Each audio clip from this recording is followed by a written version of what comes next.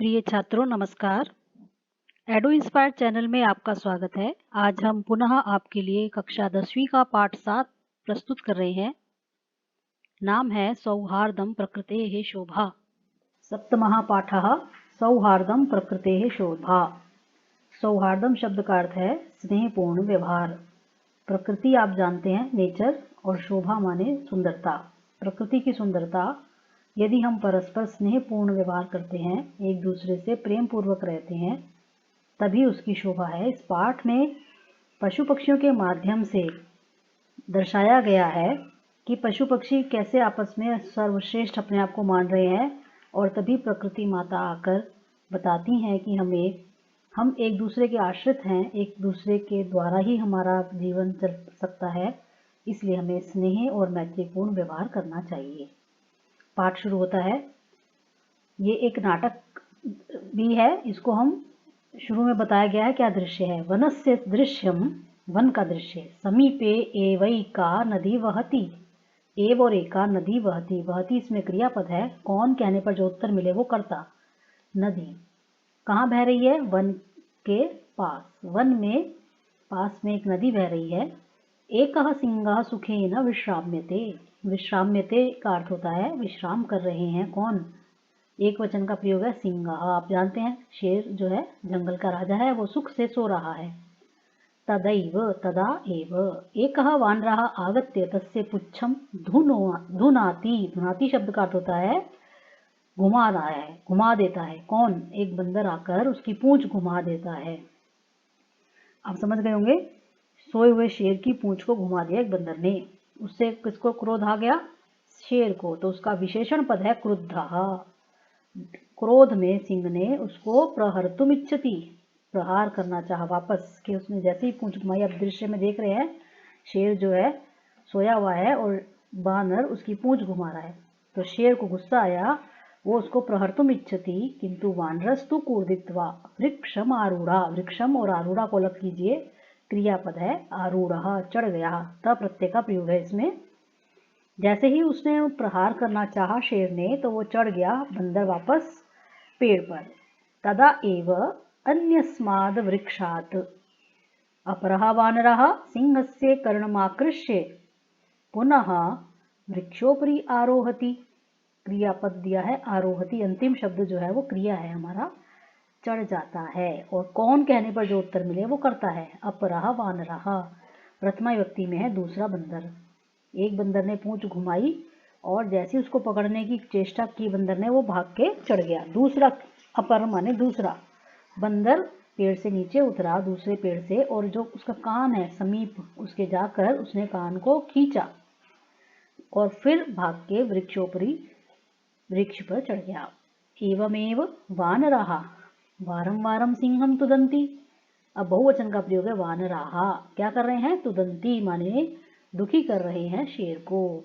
एवं एव का अर्थ होता है इसी तरह। अब कोई सोना चाह रहा है और उसको कोई सोने ना दे तो क्या आएगा? वो परेशान हो जाएगा। क्रुद्धः सिंहः इतस्ततः, ये अव्यय है। इतस्ततः यहाँ वहाँ दौड़ता है। गर्जति और गरजता भी है। परम किमपि कर्तुम असमर्था, इसको अलग करेंगे। कर्तुम जैसे ही माँ हलंत हुआ, इसमें जो स्वर दिया हुआ है अ, वो बाद में चला गया। असमर्थ, कुछ कर नहीं पा रहा। वानराः सन्ति वृक्षोपरि च विविधाः पक्षिणः अपि सिंहस्य एतादृशीं दशां दृष्ट्वा हर्षमिश्रितं कलरवं कुर्वन्ति। अब जो बंदर हैं उसकी दशा पर हंस रहे हैं, क्योंकि शेर बहुत गरज रहा है पर कर कुछ नहीं पा रहा। वृक्ष के ऊपर भी अनेक तरह के पक्षी बैठे हैं। जब उन्होंने ऐसी हालत देखी, ऐसी दशा, आप देखेंगे दशा में द्वितीय व्यक्ति एक वचन, तो एतादृशीं में भी द्वितीय एक वचन, ये इसका विशेषण है। ऐसी दशा को देखकर शेर की करने लगे कलरव, चहचहाने लगे। कैसा है उनका चहचहाना? ये इसका विशेषण है कलरव का, हर्ष से भरा हुआ, खुशी से भरा हुआ, हर्ष मिश्रित। अब क्या हुआ? तु निद्रा भंग दुखेन वनराजः सन्नपि तुच्छ जीवै आत्मनः एतादृश्या दुरवस्थया श्रान्तः सर्वजंतून दृष्ट्वा पृच्छति। जब नींद आ रही है और उसको कोई सोने ना दे, तो उसके कारण वो दुखी है, वन का राजा, वनस्य राजा। सन्नपि शब्द का अर्थ होता है होने पर भी, राजा होने पर भी जब उसको दुखी किया जा रहा है, तुच्छ जीवई, छोटे कमजोर जीवों के द्वारा, उससे अपनी हालत को उसने देखा, दौड़ दौड़ के थक चुका है वो, आत्मनः एतादृश्या दुरवस्थया, तृतीय भक्ति का प्रयोग है दोनों में, तो इसमें एक विशेषण है और दूसरा उसका विशेष है। शांत हो चुका है, थक चुका है जो, वो कौन है? वन का राजा। सब जंतुओं को देखता है वो और फिर उनसे एक प्रश्न करता है। क्रोधेन गर्जन, गर्जन में क्षत्रिय प्रत्यय का प्रयोग, क्रोध से गरजते हुए, ये ब्रैकेट में है क्योंकि इसको इनेक्ट करेगा, वो बोल नहीं सकेगा। भूहो अहम वन राजा किम भयम न जायते, भाई तुम लोग डरते नहीं मुझसे, मैं हूं वन का राजा। किमर्थम मामेवं तुदंती सर्वे मिलित्वा, तुदंती, तुदंती माने दुखी कर रहे हो, कौन? सर्वे, तुम सब मिलकर, मिलित्वा में त्वा प्रत्यय का प्रयोग, किमर्थम, क्यों, किसको दुखी कर रहे हैं वो? सिंह को, तो शेर अपने लिए प्रयोग कर रहा है, माम एवं, मुझको इस तरह। अब उसका कारण बता रहे हैं वो, यतः, क्योंकि त्वम वनराजा भवितुम, तू सर्वथा अयोग्य, यहां से इसको अलग करेंगे, सर्वथा माने हमेशा से तुम अयोग्य हो एक राजा के बनने योग्य। तुमन प्रत्यय का प्रयोग भवितुम। अब उसका कैसे, उसको बता रहे हैं, राजा तू रक्षकः भवति परम भवान तू भक्षकः। देखिए दो विपरीतार्थी शब्द है, रक्षकः भक्षकः। राजा का काम है रक्षा करना, लेकिन तुम क्या करते हो? भवान माने आप क्या करते हो? भक्षक हो, आप तो हमें ही खा जाते हो। अपि च स्वरक्षायाम अपि समर्थः न असि, अरे भाई हमें क्या बचाओगे, तुम अपनी रक्षा नहीं कर पा रहे।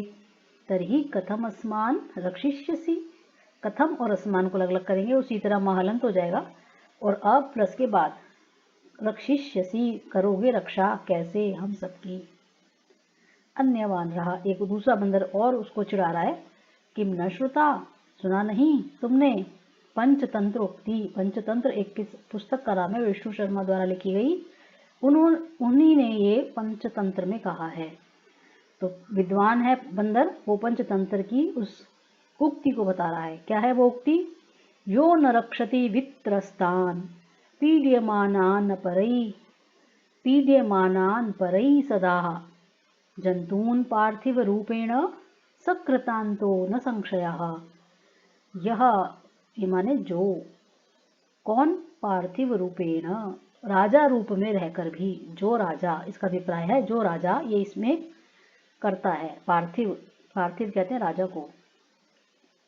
परही, परही का अर्थ है दूसरों के द्वारा, पीड्यमाना, पीड़ित किए जाते हुए, द्वितीय भक्ति का प्रयोग है इसमें बहुवचन, पीड़ित किए जाते, दूसरे के द्वारा पीड़ित किए जाते हुए, कौन? जंतून, जंतुओं को, और वित्रस्तान, जो डरे हुए हैं, ऐसे जंतुओं को, न रक्षति, रक्षा नहीं करता, ऐसा राजा जो डरे हुए, दूसरों के द्वारा दुखी किए हुए जंतुओं को बचा नहीं सकता। वास्तव में वो कौन है? राजा नहीं है वो, राजा के रूप में वास्तव में कृतांत है वो, कृतांत शब्द का अर्थ है यमराज। न संशयः, इसमें कोई संशय नहीं है, ठीक है। तो यहाँ बंदर कारण बता रहे हैं कि हम तुम्हें क्यों दुखी कर रहे हैं, तुम अपने आप को राजा कहते हो पर तुम राजा बनने के योग्य नहीं हो। तो आपने इस पाठ को देखा, इसके दूसरे तीसरे भाग में शेष भाग को हम आगे लेंगे। धन्यवाद।